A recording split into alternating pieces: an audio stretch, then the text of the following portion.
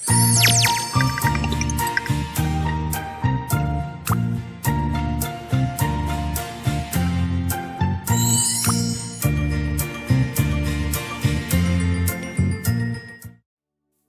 बच्चों, आप सभी को जय यीशु।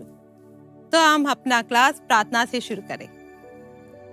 हे प्रभु यीशु, हम आपको तहे दिल से धन्यवाद देते हैं। आप हमें आशीष दीजिए ताकि हम आपकी तरह आज्ञाकारी बन सके। पिता, पुत्र, पवित्र आत्मा के नाम पर आमीन। पाठ 9 का नाम ईसा आज्ञाकारी। तो प्रिय बच्चों, हमने पिछले पाठ में देखा था कि इस्राएली लोग ईश्वर का प्रथम आज्ञा का उल्लंघन करते हैं, और फिर हम देखते हैं ईश्वर हमसे कहते हैं कि ईश्वर प्रेम और भातृ प्रेम में बढ़ना है। और फिर हमें पता चलता है कि प्रलोभन कैसे होते हैं। जिस तरह हम ईश्वर की आज्ञाओं का उल्लंघन करते हैं और करते वक्त जो दुष्ट प्रेरणाएं होते हैं, उससे प्रलोभन होता है। और हमारा प्रिय ईसा मसीह प्रलोभन को कैसे सामना करते हैं? वे 40 दिन प्रार्थना करते हुए प्रलोभन का सामना किए। तो हम अभी ईसा के बारे में जाने। ईसा कौन थे? ईसा परमेश्वर के पुत्र थे। वह हमारे लिए, हमारी मुक्ति के लिए मनुष्य बनकर इस धरती पर आए। हम सभी को क्या कहते हैं? हम सभी को ईसाई कहते हैं। ईसाई कौन है? जो ईसा के मार्ग पर चलने वाले। हम सब ईसा के मार्ग पर चलने वाले हैं। तो बच्चों, ईसा के बारे में हम जानेंगे। ईसा का जन्म कहाँ हुआ था? ईसा का जन्म बेथलेहम का गौशाला में हुआ था। और वह कहाँ बड़े हुए थे? वह नाज़रेत पर। उनका पिता का नाम क्या था? संत यूसुफ। और वे यहूदी थे, और वे ईश्वर की सभी आज्ञाओं का पालन करते थे। पालक पिता यूसुफ, वह बड़ाई का काम करता था, और ईसा उनका मदद करते थे। वह अपनी माता का भी मदद करते थे। तो हमको समझ में आता है कि वह अपने माता पिता का अधीन रहता था। हम भी बच्चों अपने माता पिता का आज्ञा का पालन करना है, उनके अधीन रहना है। तो बच्चों, हम ईसा के आज्ञाकारी के बारे में जानेंगे।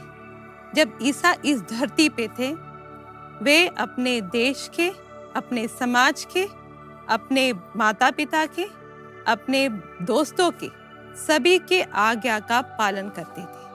उनकी तरह आज्ञा कोई भी नहीं पालन किया है। आज तक ऐसे व्यक्ति को हमने देखा ही नहीं। आप अगर देखते हैं तो प्रकृति को देखो। प्रकृति में आप नदी को देखो। नदी का काम क्या है? वह बहती जाना है। ऐसा देखना है तो चिड़ियों को देखो। वह सुबह उठते हैं और आवाज बनाते हैं। वे सब ईश्वर की आज्ञाओं का पालन करते हैं। लेकिन हम मनुष्य ऐसा जानवर है जिसको सब बुद्धि है, लेकिन हम ईश्वर के कभी-कभी आज्ञाओं का उल्लंघन करते हैं। तो हम मनुष्य ईसा की तरह बनकर सभी आज्ञाओं का पालन करना है। यहूदी समाज के अनुसार ईसा विश्राम के दिन प्रबोधन और प्रार्थना के लिए सभागृह में जाते थे और सालाना मंदिर में पर्व के दिन में भाग लेते थे। तो हम भी हमारे विश्राम के दिन चर्च में जाना है और ईसा की तरह आज्ञाकारी बनना है। संत लूकस ने ईसा के बारे में अध्याय 2 पद संज्ञा 52 में कहा है, ईसा की बुद्धि और शरीर का विकास होता गया। वह ईश्वर तथा मनुष्य के अनुग्रह में बढ़ते गए। ईसा ज्ञान में बढ़ते गए, ईसा उम्र में बढ़ते गए, ईसा ईश्वर प्रेम में बढ़ते गए, ईसा मनुष्य प्रेम में बढ़ते गए। तो संत लूकस अध्याय 2 पद संज्ञा 52 में जो कहे थे, वह बुद्धि और शरीर के विकास में बढ़ते गए, वैसे ही ईश्वर और मनुष्य के प्रेम में भी बढ़ते गए। ईसा मसीह बहुत बुद्धिमान थे। उस समय तोरा ग्रंथ वे पढ़ते थे। वो पूरी तोरा ग्रंथ उनको बाय हार्ट था। प्यारे बच्चों, तो ईसा की तरह हम भी अपने बाइबल वचन पढ़े और उनकी तरह उम्र और बुद्धि ईश्वर और मनुष्य प्रेम में बढ़ते रहे। तो प्यारे बच्चों, हम ईसा के समान उम्र और बुद्धि में बढ़े, ईश्वरीय और मनुष्य के प्रेम में बढ़े। और ये कैसे बढ़ेंगे? हम ईश्वर की आज्ञाओं का पालन करते हुए ही बढ़ेंगे। ईसा यहूदी समाज का था। वह यहूदियों का हर नियम का पालन करता था। विश्राम के दिन वह सभागृह में जाकर उनका प्रबोधन और प्रार्थना में भाग लेता था और उनकी तौरा जो नियम है वो सब पालन करते थे। उसी समान हम भी ईसा की तरह अपनी कलीसिया का भी नियमों को पालन करना है। हम सब बपतिस्मा के द्वारा कलीसिया के सदस्य बन गए हैं। तो हम कलीसिया का सदस्य कैसे बने? बपतिस्मा द्वारा। तो हम हमारे कलीसिया का नियम को भी पालन करना है। जैसे ईसा ने यहूदियों का पालन किया है, हम भी अपने कलीसिया का नियम को पालन करना है। तो कलीसिया का कितना नियम है? कलीसिया का 5 नियम है। पहला नियम, रविवारों एवं हुक्म पर्व के दिनों में पवित्र बलिदान में भाग लेना। उन दिनों में ऐसा काम नहीं करना जो मना है। तो बच्चों, मैंने पहले भी कहा है, पहले पाठ में हमने पढ़ा है कि रविवारों और हुक्म पर्व के दिन हम पवित्र बलिदान में भाग लेना है। उत्पत्ति ग्रंथ में हम पढ़े हैं कि 7वां दिन ईश्वर ने विश्राम दिन कहा है। तो विश्राम दिन हमारे लिए कौन सा दिन है? रविवार। तो बच्चों, हमने 10 आज्ञाएं पढ़े हैं। उसमें से तीसरा आज्ञा था विश्राम दिन, पवित्र दिन। तो हम आपसे विनती करते हैं कि विश्राम दिन, ना ही रविवारों, हुक्म पर्व में भी आप पवित्र बलिदान में भाग लेना है। उस दिन कुछ बड़े काम करने के लिए नहीं जाना है, क्योंकि ये ईश्वर ने कहा है। ईश्वर ने अपने 10 आज्ञाओं में ये बताया है, तो हमको ये पालन करना है। दूसरा आज्ञा, कम से कम वर्ष में एक बार पाप स्वीकार करना तथा पास्का के अवसर पर परम प्रसाद ग्रहण करना है। तो बच्चों, पाप स्वीकार, आप सब परम प्रसाद ग्रहण करने वाले बच्चे होंगे। आपको मालूम नहीं, लेकिन आपने देखा है आपके मम्मी पापा परम प्रसाद लेते हुए। परम प्रसाद लेने के पहले वो फादर के पास जाके पाप स्वीकार करते हैं। तो यहाँ कहा है कि वर्ष में कम से कम एक बार तो करना है। हमारी जो सिस्टर थी, जो हमें परम प्रसाद के लिए तैयार की थी, उसने हमसे कहा था कि हर महीने में आप पाप स्वीकार करना है। पाप स्वीकार करना मतलब हम पवित्र हो जाते हैं और पवित्र हृदय से हम परम प्रसाद ग्रहण करते हैं। वैसे हमारी मम्मी ने भी कहा था कि आप पाप स्वीकार करना है और पवित्र हृदय से यीशु को ग्रहण करना है। तो बच्चों, आपको चाहिए तो वर्ष में एक बार, नहीं तो हर महीने में भी आप पाप स्वीकार कर सकते हैं।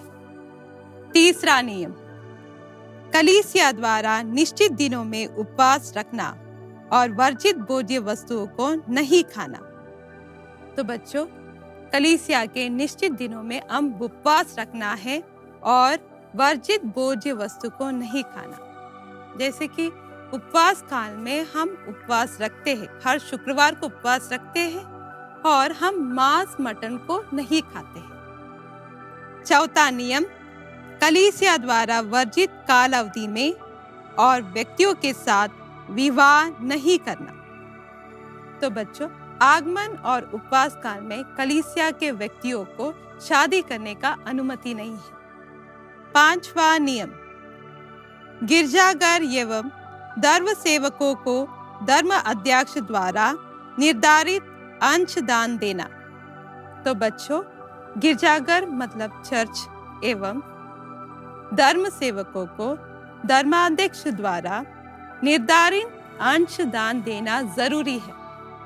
तो बच्चों, कलीसिया के हुक्म पर्व के दिन, obligation days of the church. तो पहला दिन जुलाई 3, सेंट थॉमस डे। हम इस दिन में संत थॉमस की याद करते हैं। तो बच्चों, आपको मालूम है संत थॉमस कौन थे? संत थॉमस यीशु के शिष्य थे। वे भारत में आए और केरल में आए थे और उन्हें 12 से मार दिया था।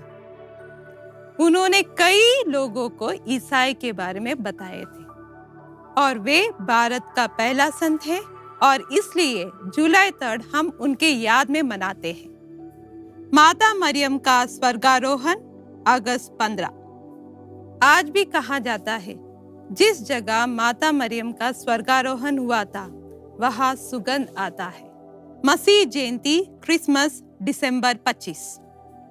मसीह जयंती आप सब जानते हैं, सारी दुनिया जानते हैं क्रिसमस किस लिए होता है।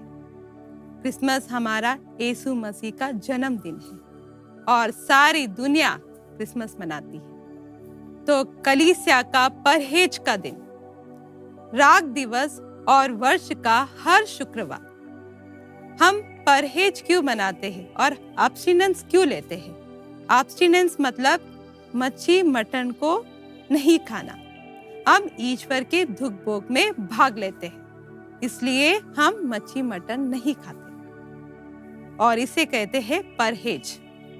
उपवास के दिन, राग दिवस, पीड़ा सहन शुक्रवार, इस दिन हम उपवास लेते हैं। गुड फ्राइडे को हम नहीं खाते, हम ईश्वर के दुख भोग में भाग लेते हैं। तो बच्चों, हम इस पाठ के प्रश्न को देखें। तो पहला प्रश्न, ईसा ने किन के अधीन रहकर जीवन बिताया? ईसा ने अपने माता पिता के अधीन रहकर जीवन बिताया। और दूसरा प्रश्न, ईसा कहाँ बड़े हुए? ईसा नाज़रेत में बड़े हुए। और तीसरा प्रश्न, हमें कौन सी आज्ञाओं का पालन करना है? हमें ईश्वर के साथ साथ कलीसियाओं के आज्ञाओं का पालन करना है। तो चौथा सवाल, हुक्म पर्व कौन कौन से है? संत थॉमस का पर्व जुलाई 3 दुकराना, माता मरियम का स्वर्गारोहण अगस्त 15, मसीह जयंती दिसंबर 25। यह है उसका उत्तर। तो बच्चों, हम भी यीशु से प्रार्थना करें कि हम बुद्धि और ज्ञान में बढ़े। तो हम प्रार्थना करें, हे ईसा, आपने माता पिता के अधीन रहकर जीवन बिताया। मुझे बुद्धि और शरीर के विकास में तथा ईश्वर और मनुष्य के अनुग्रह में बढ़ते रहने की कृपा दीजिए। तो प्रिय बच्चों, हम ईश्वर की स्तुति और वंदना करें एक गीत द्वारा।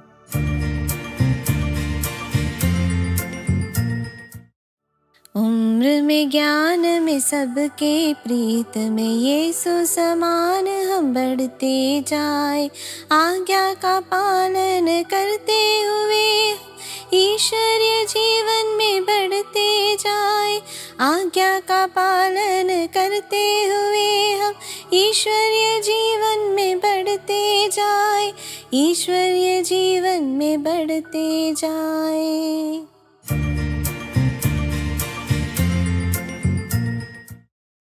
तो बच्चों, बाइबल ग्रंथ जीवित ग्रंथ है। तो आप पढ़ना है, लिखना है और जीवन जीना है। तो संत लूकस का अध्याय 2 पद संज्ञा 41 से 52 तक आप पढ़ना है और लिखना है। तो बच्चों, आपको होमवर्क है पेज 44 में। आप यह होमवर्क करना है।